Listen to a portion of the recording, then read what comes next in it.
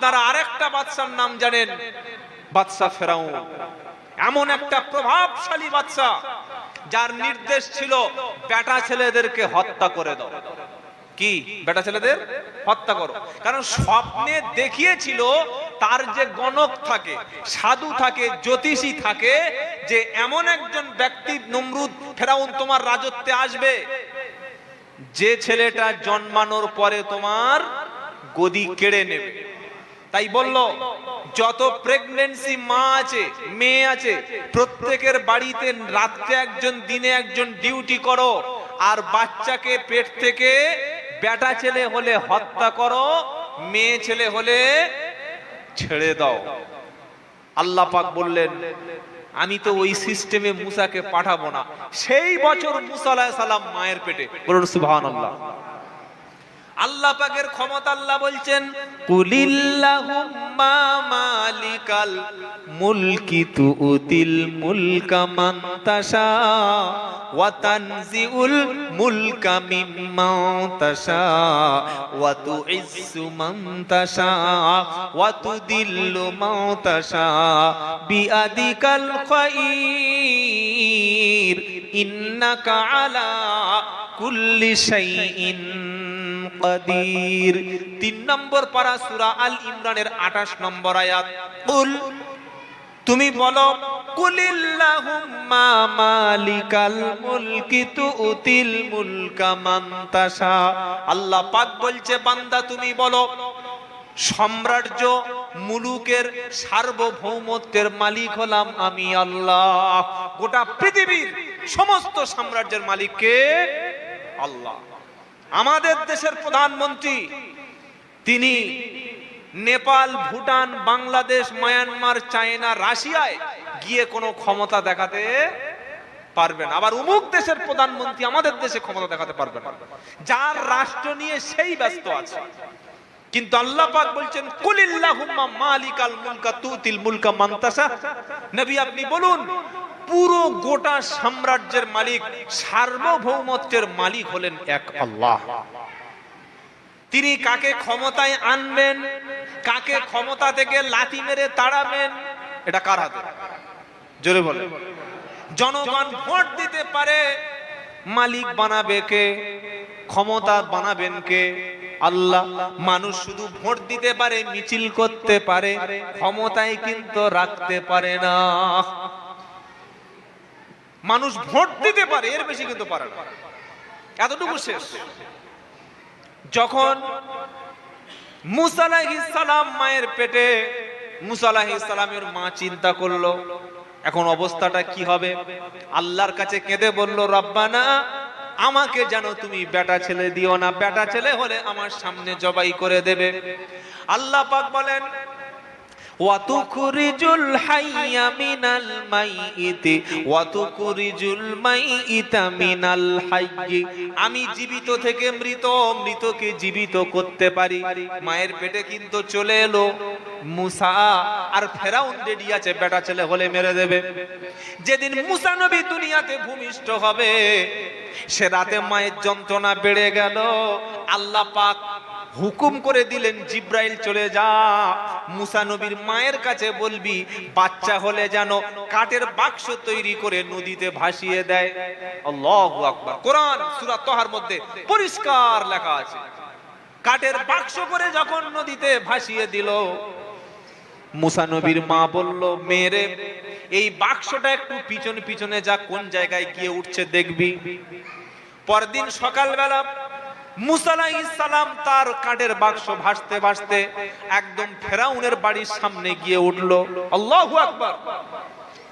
ফেরাউন বলছে পুলিশ বাহিনী, যারা নৌবাহিনী বলছে বাক্স নিয়ে চলে, বাক্স এখনই নিয়ে চলে এসো, বাক্স খোলো।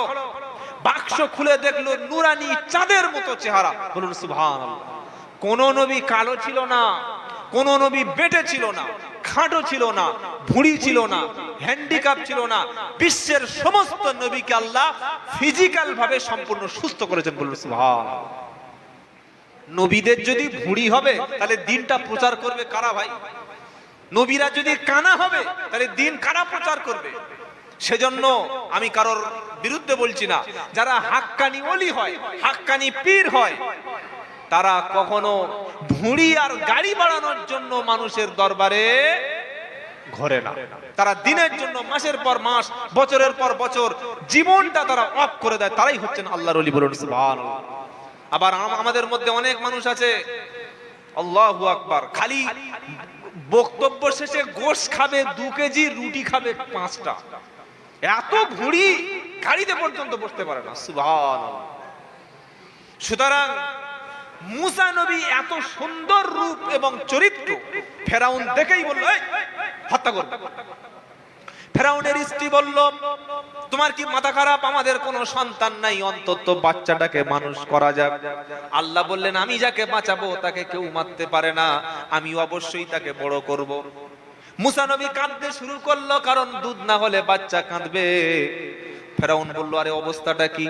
তাড়াতাড়ি দুধ পান করানোর জন্য কে আছে রেডি করো। আল্লাহ পাক সমস্ত নবীদেরকে উচ্চ বংশে পাঠিয়েছেন। বলুন সুবহানাল্লাহ। যে কোনো নাপাক মহিলার দুধ মুসা নবীর মুখে আসবে, এটা আল্লাহ পছন্দ করলেন না। যে মা তার দুধ নিয়ে মুখে যাচ্ছে, খাবো না, কাঁদতে শুরু করেছে। ফেরাউন ঘোষণা করলো, যে ব্যক্তি এই শিশুটাকে লালন পালন করতে পারবে, দুধ খাওয়াতে পারবে, মানুষ করতে পারবে, আমার রাজদরবারের পার্সোনাল রুম দেওয়া হবে এবং মোটা টাকা বেতন দেব। সুবহানাল্লাহ বলবেন না? শত্রুর ঘরে আল্লাহ তাকে বড় করেছে। মুসা নবীর বোন ছুটে চলে গেছে মার কাছে, বললে, মা, বললে কি চলো। কোথায় যাবো? আরে তোমার সন্তান আমার ভাই ফেরাউনের বাড়িতে। বলে মেরে দিয়েছে? বলে না, এখনো বেঁচে আছে। এবং সুসংবাদ হলো এটা, যদি বাচ্চাটা কান্না থামে, যদি বাচ্চাটাকে মানুষ করা যায়, মোটা টাকা বেতন দেবে আর রাজদরবারে সেফ হাউস দেবে। বলুন সুবহানাল্লাহ। আপনি কি মনে করছেন যারা ঈমান এনেছে, যারা ন্যায় পথে আছে, যারা দিনের উপরে আছে, আল্লাহই তাদের হেফাজত করবে? এটা আল্লাহর ওয়াদা। বলুন সুবহানাল্লাহ। তো মা ছুটে আসলো, তখন তো আর মা বলে পরিচয় দিতে পারছে না। যদি বলে মা তো মেরেই দেবে। বলল আচ্ছা দেখি, বিসমিল্লাহ বলে বাচ্চা নিল, দুধ পান শুরু করলো, কান্না থেমে গেল। বড় হচ্ছে, তো বড় যখন হচ্ছে, ফেরাউনের বউ বলছে, এই দেখো তোমার মনটা এত শক্ত কেন গো? তুমি বাচ্চাটা একটু কোলে নিতে পারো না? বাচ্চাটা কোলে নিয়ে একটু আদর করতে পারো না? তো বললে নেবো। বলে নাও। কোলে যেই নিয়েছে, নবী মার্কার চড়, এক থাপ্পড়ে ফেরাউনের বাপের নাম ভুলে গেছে। কারণ নবীর, সমস্ত নবীদের শরীরে আল্লাহ একটা ক্ষমতা দান করেছেন। বলুন সুবহানাল্লাহ। নবীর শরীরে 18 জন পুরুষের পৌরসত্ব দান করা হয়েছিল। সুবহানাল্লাহ পাঠ করেন। মুসা নবীর হাতে চড় খেলো। চড় খেয়ে ফেরাউন বলল, এই বাচ্চাটাকে আমি এখনই হত্যা করে দেব। বিবি আসিয়া বললে, মাথা খারাপ নাকি? বাচ্চাটার ভুল কি? বললে, তুই জানিস না হিংসা করে চড় মেরেছে। আসিয়া বলল, বাচ্চা ছেলে কোনোদিন হিংসা করে কি চড় মারতে পারে? ফেরাউন তখন বলল, চড়টা হিংসা করে না কি করে আমি পরীক্ষা করব। একটা প্লেটে দিল আগুন, আগুন আগুন কয়লা গমন করছে, আর একটা প্লেটে দিল সোনার টুকরা। ফেরাউন বলল, সোনার টুকরা যদি হাতে নেয় তাহলে বুঝবো ইচ্ছা করে করেছে, আর আগুন যদি হাতে তুলে নেয় তাহলে বলবো ভুল করে করেছে। আগুন না হাতে দিয়ে সোনার টুকরার দিকে হাতটা বাড়িয়েছে। আল্লাহ বললে, জিব্রাইল যা, মুসা নবীর হাতটা নিয়ে কুনি আগুনেতে ভরে দে। আগুনে হাতটা ভরে দিল, মুখের মধ্যে চালিয়ে দিল, ভিতরে জিহবা পুড়ে গেল। সেদিন থেকে নবী মুসা তোতলা হয়ে গেল। ফেরাউন বলল, না, ওর কোনো ভুল নাই। আস্তে আস্তে বড় হলো। বড় যখন হলো, আল্লাহ পাক এবার নবী মুসাকে বলছে, ইদহাবু ইলা ফিরাউনা ইন্নাহু তাগা। 16 নম্বর পারা, 12 নম্বর পৃষ্ঠা, 10 নম্বর লাইনে, সূরার নাম সূরা তাহা। আল্লাহ পাক মুসাকে বলছে, ইদহাবু ইলা ফিরাউনা ইন্নাহু তাগা। হে মুসা, এখনই তুমি ফিরাউনের দরবারে চলে যাও। আপনি এটা কি ছেড়ে খেলা মনে করছেন নাকি? কই কত বড় হুজুর আর পীর সাহেব নরেন্দ্র মোদীর বাড়িতে গিয়ে কলেমা পড়ে এসো দেখি, দাওয়াত দিয়ে এসো, জলসা করে এসো দেখি। দিলীপ ঘোষের বাড়িতে গিয়ে কোরআন খতম করে এসো দেখি, যাও দেখি। ক্ষমতা আছে নাকি? কারণ নাই। আল্লাহ বলল, মুসা ফেরাউনের বাড়ি যাও। তার কাছে গিয়ে তুমি কলেমার দাওয়াত দাও। ইদহাবু ইলা ফিরাউনা ইন্নাহু তাগা, কারণ ফেরাউন সীমা লঙ্ঘন করেছে, সমস্ত হাজার হাজার বাচ্চাকে হত্যা করেছে। আল্লাহর জমিনে আমার সার্বভৌমত্ব থেকে, আমার জমিন থেকে, আমার আসমানের নিচে বসে বসে পৃথিবীর আল্লাহর আইনকে অমান্য করে নিজের মত চালু করেছে। এখনই চলে যাও। আচ্ছা, বক্তা যদি তোতলা হয় বক্তব্য কেউ শুনবে? কথা বলে না। বক্তা যদি তোতলা হয় তো বক্তব্য কেউ শুনবে? উনি তো তোতলা, মুসা নবী, কত তো তো তো তো বেঁধে যাচ্ছে, তো যাবে কি করে? বলছে আল্লাহ, আল্লাহ বলেছে যাও ফেরাউনের বাড়িতে গিয়ে প্রথম কলেমা দাওয়াত শুরু করো। এজন্য যারা দায়ী দিনের দাওয়াত দেন তাদের মূল টার্গেট থাকবে বড় বড় নেতা সর্দাররা। ওরা যদি মুসলমান হয়ে যায় তার ভক্তরা মুসলমান হয়ে যাবে। বলুন সুবহানাল্লাহ।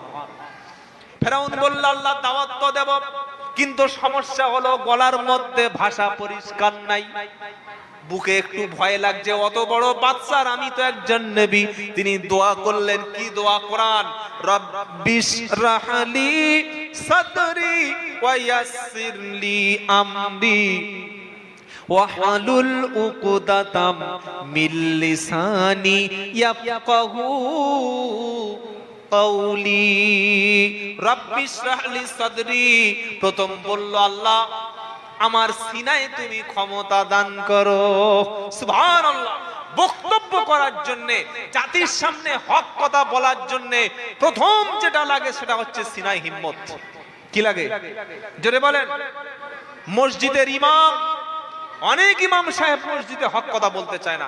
যদি চাকরি না থাকে, যদি গুলি খেয়ে মারা যায়, কিংবা যদি আমার অপমান করে, কারণ অধিকাংশ ইমাম সাহেব হক কথা বলতে ভয় পায় চাকরি বাঁচানোর জন্য, আর বলার জন্য বুকে ঈমান লাগে। জলসা কমিটির বিরুদ্ধে কথা বললে যদি টাকা না দেয়, আমার জীবনে অন্তত 10-12টা ঘটনা এমন হয়েছে, বলেছি টাকাই দেয়, যা ছিল কোন রকমে বাড়িতে চলে এসেছে, এরকম হতে পারে। তো মুসা নবী বললেন আল্লাহ আমার সিনায় ক্ষমতা দাও, ঈমান দাও, কারণ জালিমের বিরুদ্ধে হক কথা বলা হলো জিহাদ। বলুন সুবহানাল্লাহ। জালিমের বিরুদ্ধে, জুলুমের বিরুদ্ধে, অত্যাচারী শাসক বাদশার বিরুদ্ধে কথা বলা কি? জিহাদ। মুসা নবী বললেন আল্লাহ সিনায় ক্ষমতা দাও, ওয়ায়াসসিরলি আমরি, কাজটা সহজ করে দাও, ওয়াহলুল উকদাতাম মিন লিসানি ইয়াফকাহু কওলি, আর জিবের মধ্যে আমার আড়ষ্টতা দূর করে দাও। সুবহানাল্লাহ। আপনারা বিরক্ত হচ্ছেন না তো? আর অল্প 2-4টা কথা বলবো। 3টি দোয়া করলেন। 1 নম্বর কি? সিনায় ক্ষমতা। 2 নম্বর কি? কাজ সহজ করো। ফেরাউনের সামন্ত আছে, সেনা আছে, গোয়েন্দা পুলিশ আছে, আমি একা ফেরাউনের বাড়ি ওয়াজ করতে হবে, চিন্তা করতে পারছেন? সিনায় আমার ক্ষমতা দাও, আর মুখের মধ্যে আমার জিবের আড়ষ্টতা দূর করে দাও, আর আমার ভাই হারুনকে তুমি নবী বানিয়ে দাও। জোরে বলুন সুবহানাল্লাহ। সব আল্লাহ দিয়ে দিলেন। ফেরাউনের বাড়ি গিয়ে বলছে বলো লা ইলাহা ইল্লাল্লাহু মুসা কালিমুল্লাহ। এটা কি সহজ মনে করছেন নাকি? এই যে এটা সহজ।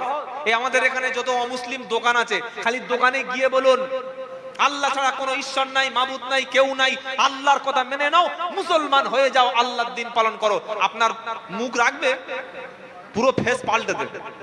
কি দেবে না দেবে না? দেবে না দেবে না? দেবে। সেই যুগের সবচাইতে প্রতাপশালী বাদশার বাড়িতে গিয়ে কলেমা পড়ছে। আমরা তো মরা লোকের কানে গিয়ে কলেমা শোনাই, বোকার মতো। লোকটা মরে গেছে, কানের কাছে সবাই মিলে ঘিরে 1,24,000 কলেমা পড়ছে। এদিকে কোরআন শরীফ পড়ছে, এদিকে কলেমা শরীফ পড়ছে। কোথায়? মরা লোকের কানের কাছে।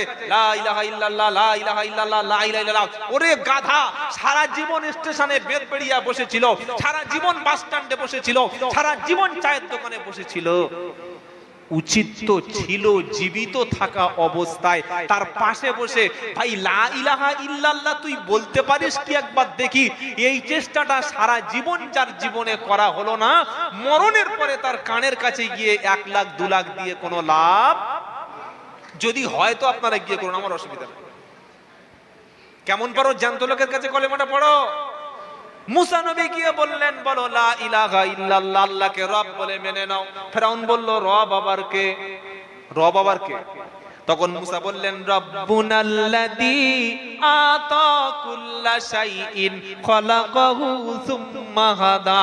রব হলেন তিনি যিনি মানুষ সৃষ্টি করেন আর সৃষ্টি করার পরে মানুষের সব প্রয়োজন মিটিয়ে দেন। বলুন সুবহানাল্লাহ, তিনি রব।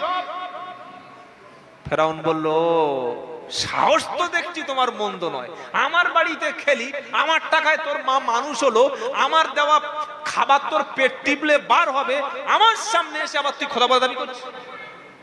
গ্রেফতার করো। ফেরাউন কি বলল? গ্রেফতার করো, ওকে হত্যা করতে হবে। মুসা নবী এবার বলল, আমার সঙ্গে তোমার একটা ক্ষমতা দেখানো হবে। আল্লাহ বলল, মুসা রেডি হও। কি ক্ষমতা? বলল, ফেরাউন বললে, এই মুসাকে মারার আগে একটা কাজ কর, আগে ওর অপমান করা হোক। কি অপমান করা হোক? রাষ্ট্র শক্তির সঙ্গে সরাসরি যুদ্ধে নেমে গেছে, ফাইটে নেমে গেছে, কন্ট্রাডিকশনে নেমে গেছে আল্লাহর নবী। সুবহানাল্লাহ বলতে ইচ্ছা করে না? মুসা নবী একা, ভাই হারুন, কোনো লোক নাই, হাতে ক্ষমতা নাই, রাষ্ট্র ক্ষমতা নাই, পুলিশ ফেরাউনের, সিবিআই ফেরাউনের, সেন্ট্রাল বাহিনী ফেরাউনের, গোয়েন্দা বিভাগ ফেরাউনের, আর মুসা নবী একা। একা কি করতে গেছেন? আল্লাহর দ্বীন আল্লাহর জমিনে প্রতিষ্ঠা করতে গেছেন। বলুন সুবহানাল্লাহ। ফেরাউনের মতো জালিমের গদিটাকে উড়িয়ে দেওয়ার জন্য গেছে। ফেরাউন বললে, সামনে 10 তারিখ ডেট কর, সাপোজ ধরে নিন কলকাতায় শহীদ মিনারে চলে এসো। ফেরাউন, মুসা বললে, কি হবে? বললে, আমার যত লোক আছে, জাদুকর আছে, সবাই জাদু দেখাবে, আর তোমাকেও জাদু দেখাতে হবে। যদি তুমি আমার জাদুকরদের হারিয়ে দিতে পারো তাহলে তুমি বেঁচে যাবে, তোমার কথা আমরা বিশ্বাস করব। আর যদি তুমি হেরে যাও তাহলে ডান হাত বাম পা আর বাম হাত ডান পা কেটে নেব। কি আশ্চর্য বলুন তো! কলেমা পড়াতে গেছে, ওয়াজ করতে গেছে, তো শুনবি শোন, না বা শুনতে চলে যা, তা বলে এরকম কাজ করতে হবে? আল্লাহ পাক মুসা নবীকে বললেন, নবী তুমি কি করবে? এবার দেখুন আমার দিকে, যে কোন দিকে থেকে আছে, ওয়াদুমুম ইয়াদাকা ইলা জানাহিকা তাকুরুজু বাইদাউ মিন গায়রি সুইন আয়াতান উখরা। এটার মানে কি? আবার বলছি, আমার দিকে দেখেন, কিছুটা হলে বুঝতে পারবেন। ওয়াদুমুম ইয়াদাকা ইলা জানাহিকা তাখরুজু বাইদাউ মিন গায়রি সুইন আয়াতান উখরা। ডান হাতটা বাম বগলে, বাম হাতটা ডান বগলে ভরে দাও, কিছুক্ষণ দেরি করো, হাতটা যখন তুমি বার করবে হাতের মধ্য থেকে আলো আমি বিচ্ছুরিত করে দেব, এটা দিলাম তোমার মুজিজা। সুবহানাল্লাহ বলতে ইচ্ছা করে না? মুসা নবী ডান হাত বাম বগলে, বাম হাত ডান বগলে ভরে দিলে কিছুক্ষণ পরে বার করে দেখছে একদম চকচক চকচক চকচক করছে। আল্লাহ বললে, মুসা এটা দিয়ে দিলাম। বললে, আর একটা মুজিজা নাও। বললে, কি? কি মুজিজা? আলকি আসক ইয়া মুসা, হে মুসা তোমার হাতের লাঠিটা মাটিতে ফেলে দাও। লাঠি ফেলে দিল। আচ্ছা, যদি হাত থেকে লাঠি ফেলে দিই তো কি হবে? লাঠি পড়ে যাবে, লাঠি তো পড়ে যাবে। যখন মুসা নবীর লাঠি পড়ে গেল, ফাইদা হিয়া হাইয়াতুন তাসআ, চলন্ত দুরন্ত সাপ হয়ে ছুটে আসতে শুরু করলো। মুফাসসিরিনরা বলছে নবী মুসা সাপ দেখে দৌড় দিল। সুবহানাল্লাহ। নবী হলেও সাপের থেকে ভয় আছে না নাই? নবীদের সাপ থেকে ভয় নাই? আরে উনি তো জানেনই না যে এটা সত্যিকারের সাপ নাকি মুজিজা সাপ, উনি মনে করলেন সাপ হয়ে গেছে। ফাওজাসা খিফাতাম মুসা, মুসা নবীর অন্তরে ভয় হলো। কি রাসেল ভাই পার নাকি রে ভাই, কামড়াবে। তো আল্লাহ বললেন, খুদুহা ওয়ালা তাকাব, ভয় পেও না মুসা, লাঠিটা সাপের লেজটা ধরো, আমি আল্লাহ আগের মতো লাঠি বানিয়ে দেব। সুবহান। লাঠিটা মানুষের কি মুক্তি দেয়। লাঠিটা কি দেয়? মুক্তি দেয়। সেজন্য জুমার দিনে মেম্বারে লাঠি হাতে খুতবা দেওয়া কি সুন্নাত। লাঠি হাতে খুতবা দেওয়া সুন্নাত। প্রত্যেকটা নবী লাঠি ছিল হাতে। বড় বড় আল্লাহর ওলি বুজুর্গ মাদ্রাসার শাইখুল হাদিস সুস্থ মানুষ দেখবেন লাঠি নিয়ে ঘুরছে। কেন জানেন? লাঠিটা হলো নবীদের সুন্নাত। বলুন সুবহানাল্লাহ। এই জাতিকে ঠিক করতে গেলে লাঠি ছাড়া ঠিক করানো জোরে বলেন। ভালো কথা বলে যখন লাঠি বার করবেন, এই লাঠি আছে হাতে। লাঠিটা হলো উম্মতের সুন্নাত, নবীদের সুন্নাত। মুসা নবী লাঠিটা ফেলে দিল, সাফ হয়ে গেল। 10 তারিখ হাজার হাজার ফেরাউনের জাদুকর, তারা বলল আমরা রেডি। মুসা বললে আমিও রেডি। জাদুকররা বলল মুসা লাঠিটা তুমি আগে ফেলবে না, আমরা আগে ফেলবো। মুসা নবীকে যখন এরা সম্মানের সঙ্গে জিজ্ঞাসা করলো, মুসা নবী বলল আগে তোমরা নিক্ষেপ করো। যেই লাঠিগুলো ফেললো, সাপ, বাঘ, বড় বড় সরীসৃপ প্রাণী হয়ে মুসা নবীকে এই খেয়ে নেবে, এই খেয়ে নেবে। 50-60টা বাঘ আর সাপ ছুটে আসবে। প্রাথমিকভাবে মুসা নবী ভয় পেয়ে গেলেন, সর্বনাশ, এবার মনে হয় আমার শেষ। আল্লাহ পাক বললেন মুসা ভয় পেও না, বিশাল বড় রাষ্ট্র ক্ষমতার বিরুদ্ধে তোমাকে একা আমি ছেড়ে দিই নাই। ওয়ালকি আসক, হাতের লাঠিটা তুমি নিক্ষেপ করো। লাঠি যখন নিক্ষেপ হলো, জাদুকরদের সমস্ত জাদুর সবগুলো একটা সাপ খেয়ে ফেললো। সুবহানাল্লাহ। ফাউল কিয়া সাহারাতু সুজ্জাদা, সমস্ত জাদুকরেরা মুসা নবীর সামনে সেজদায় পড়ে গেল। সেজদায় পড়ে গিয়ে বলল আমরা ঈমান আনলাম মুসা এবং হারুনের রবের উপরে। কেন জানেন? যখন জাদুকররা সেজদা করেছে তখন ফেরাউন মনে করছে যে আমার সেজদা করেছে, কিন্তু তাদের কথা কি ছিল? আমরা ঈমান আনলাম রব্বি আল্লাহ, ঈমান আনলাম সেই আল্লাহর উপরে, রব্বি মুসা ও হারুন, হারুন এবং মুসার যে রব সেই রবের উপর আমরা ঈমান এনেছি। অর্থাৎ আমরা আজ থেকে ফেরাউনের বাহিনী না, আজ থেকে আমরা মুসলমান হয়ে গেলাম। তাহলে মুসা নবীর 2-4টে মুরিদ ভক্ত বেড়ে গেল, জাদুকর ফেরাউনের শেষ হয়ে গেল। এইভাবে কয়েক বছর চলে যাওয়ার পর হযরতে মুসা আলাইহিস সালামকে চতুর্দিক থেকে তাড়া করলো, ঘিরে ফেললো। সামনে দরিয়া, যাবে কই? পালানোর রাস্তা নাই, হাজার হাজার বাহিনী নিয়ে গেছে। 40-50 জন সাথী মুসা নবীর, তারা বলল ইয়া মুসা ইন্নালা মুগরামুন, হে মুসা আমরা তো এখনই পাকড়া হয়ে গেলাম, কোথায় তোমার সে খোদা, এখন যাব কোথায়? মুসা নবী একটাই শব্দ বললেন, রব্বি সাইয়াহদিন, নিশ্চয়ই আল্লাহ আমাদের রাস্তা বার করে দেবেন। বলুন সুবহানাল্লাহ। আজ ভারতবর্ষের মুসলমান আমরা মনে করছি উমুক দলের ঝান্ডা নিয়ে ঘুরলে বেঁচে যাব, আমরা মনে করছি উমুক পার্টির সঙ্গে আমরা সম্পর্ক রাখলে উনি আমাকে বাঁচাবেন। মনে রাখবেন ভারতবর্ষের জমিনে একটাও নেতা নাই, একটাও দল নাই, একটাও ব্যক্তি নাই যে মুসলমানদের বাঁচাবে। কেন? মুসলমানদের বাঁচাবেন শুধুমাত্র আল্লাহ।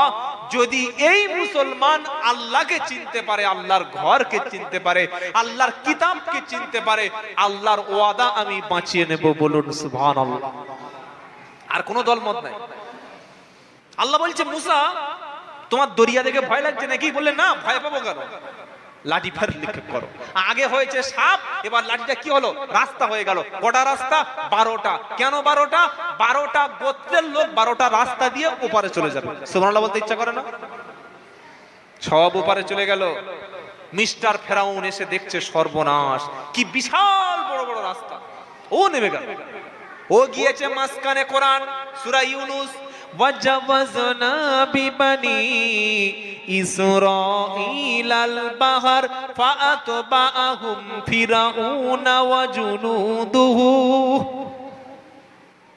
আমি মুসাকে দরিয়ায় পার করে দিলাম আর ফেরাউনের বাহিনী তার পিছনে লেগে গেল। মুসা নবী ওপারে চলে গেল, ফেরাউন মাঝখানে, কয়েক হাজার বাহিনী সব মাঝখানে। আল্লাহ বললেন কোন ধ্বংস যখন লোকের আসে না, মানুষের যখন ধ্বংসটা শেষ পর্যায়ে এসে শুরু হয়, মৃত্যুর কাছাকাছি, তখন শেষ বাড়বাড়ন্ত শুরু করে। যেটা আমাদের পাশের রাষ্ট্রে বাংলাদেশে হয়েছে, আমি বলবো খুব অল্প দু চারটে সেই বিষয়। ঠিক ফেরাউন ছিল একটা হাসিনা, 2024 সালের ফেরাউন। কি বুঝলেন আপনারা? তার ইতিহাস, তার কার্যকলাপ ফেরাউনের চাইতে আরো নিকৃষ্ট ছিল হাসিনা। ফেরাউন তো তবু নদীর মাঝখানে রাস্তা পেয়েছে, আরে রাস্তাই পায় নাই, পালিয়েছে। কি বুঝলেন? গিয়ে দেখছে রাস্তা মাঝখানে, আল্লাহ বললেন কোন, হে সমুদ্রের পানি এক হয়ে যায়।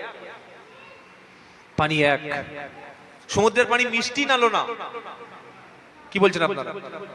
নোনা। মিষ্টি হলে তবু একটু খেয়ে কোন রকমে টিকে থাকত, কয়েক ঢোক পানি সেনারা খেয়ে সব শেষ। কিন্তু আসল শয়তান কিন্তু বেঁচে আছে। ও দেখলো যে আগের সমস্ত মুসা নবীর বাহিনীরা কলেমা পড়ে সব বেঁচে গেছে, তো এখন যদি কলেমাটা পড়ে নি হয়তো বেঁচে যাবো। কি এ বাবা, এ বাবা, এই বিরিয়ানি রেডি আছে, বাচ্চাদের হাতে দিয়ে ওদের বাড়ি পাঠিয়ে। এ বাবা, তোরা একটা করে প্যাকেট নিয়ে বাড়ি চলে যা যা যা যা।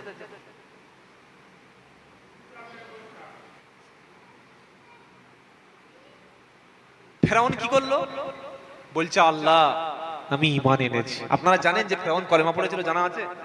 ফেরাউন কলেমা পড়েছিল, তবে কোন কলেমা? মৃত্যুর আগের কলেমা। কেন কলেমা পড়েছিল? মরণের হাত থেকে বাঁচার জন্য।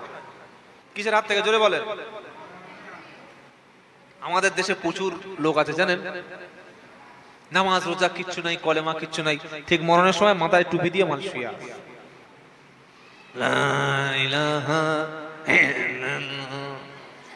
এমন জোরে কলেমা পড়ছে না, একদম এখান থেকে বার হচ্ছে, ঘর কাঁপছে ঠকঠক করে। লোক মরে যাচ্ছে, তা খাট কাঁপছে কেন? বলছে কলেমার ভোল্টেজ। ও সর্বনাশ, কি ঘুমাচ্ছে, তাকে চাপ দিয়ে পড়ানো হচ্ছে। এজন্য হাদিসে নিষেধ আছে, মুমূর্ষু মৃতপ্রায় ব্যক্তির কাছে কলেমা পড়ানোর জন্য চাপ সৃষ্টি করা যাবে না।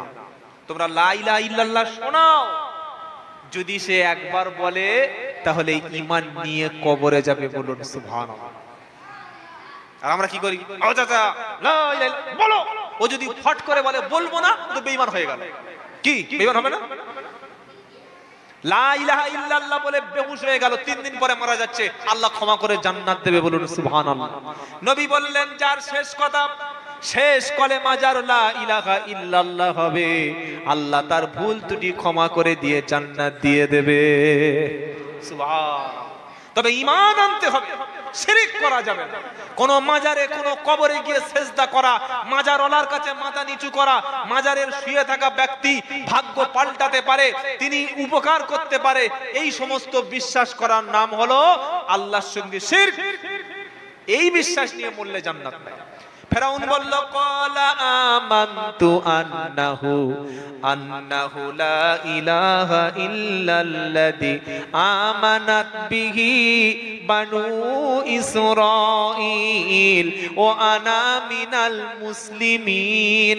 ফেরাউন বলল ক্বালা আমানতু, আল্লাহ আমি ঈমান আনলাম, আন্নাহু লা ইলাহা ইল্লাল্লাযী আমানাত বিহি বানু ইসরাঈল, মুসা নবীর বানি ইসরাঈলের ওই নবীর উপরে আল্লাহ আপনার উপরে ঈমান আনলাম, যে ঈমান মুসা নবীর সাথীরা এনে সবাই পার হয়ে গেল। আল্লাহ আমি ঈমান আনলাম, ওয়া আনা মিনাল মুসলিমিন, আমি তো মুসলমানদের মধ্যে একজন।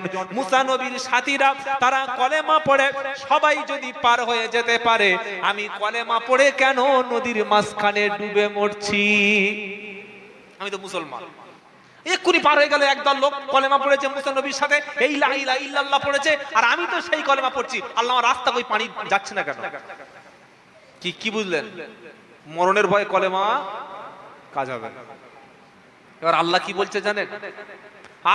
আল-আন, এখন এই শয়তান, সারা জীবন তোর বাড়িতে কলেমা পড়া লোক হাত ধরে ডেকেছে, তোর বাড়িতে কলেমা দাওয়াত গিয়ে পৌঁছেছে, তুই কলেমা শুনিসনি, জীবিত অবস্থায় কলেমা পড়িসনি।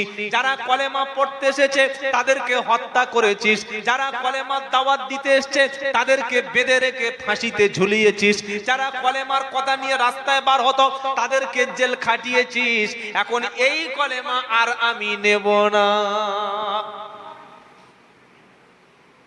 কিছু বুঝতে পারলেন? বুঝতে পেরেছেন না পারেন নাই? আমরা অনেক মানুষ আছি এখনো যারা কলেমা যারা শেখায়, কোরআন যারা শেখায়, তাদেরকে আমরা কাফের বলে ফতোয়া দিই। ছি ছি ছি ছি ছি, তওবা তওবা তওবা তওবা, আস্তাগফিরুল্লাহ। তাদেরকে বলি এই ওদের থেকে দূরে থাকবি, ওরা নবীর দুশমন। যদি কেউ আমাকে কোরআনটা আর কলেমা আর নামাজটা শিখিয়ে দেয়, সে নবীর দুশমন হয়ে যায়, তাই তো ভাই? এই নবীর দুশমন নয়। যদি কেউ নামাজ আর কলেমা আর ইসলামটা আমাকে শিখিয়ে দেয়, সে ইহুদিদের দালাল তো। কথা বলে না, ইহুদিদের দালাল নয়।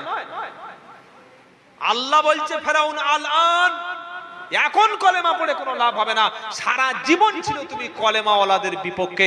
আপনি নিজে নিজে বসে ভাবুন যে কলেমার পক্ষে, কোরআনের পক্ষে সারা জীবন ছিলেন নাকি মরণের সময় থাকবেন, কোনটা? এটা নিজেদের ঠিক করতে হবে। আল্লাহ বলছে ফালিয়াউমা নুনাজ্জিক, আমি তোমাকে ডোবাবো, মারবো, তবে বডিটা আমি নষ্ট করব না। সেই ফেরাউন আজও আছে। আপনি এখনই সার্চ করুন, উপরে হা করে মাল শুয়ে আছে, হাত মাংস নেই, চোখ চলে গেছে, দাঁত কয়েকটা বার হয়েছে। ফেরাউন এখনো পর্যন্ত মিশরের কায়রো জাদুঘরে রেখেছে, কিয়ামত পর্যন্ত থাকবে। কেন? নবীদের উপরে যারা জুলুম করে, নবীদের যারা নির্যাতন করে, কলেমা ওয়ালাদের বিপক্ষে যারা থাকে, জমিনে মানব রচিত দিন প্রতিষ্ঠা করে, মানুষের আইন প্রতিষ্ঠা করে, আল্লাহর দিন প্রতিষ্ঠা করার পিছনে যারা বাধা দেয়, আল্লাহ সবগুলো ফেরাউনের মতো শাস্তি দেবে।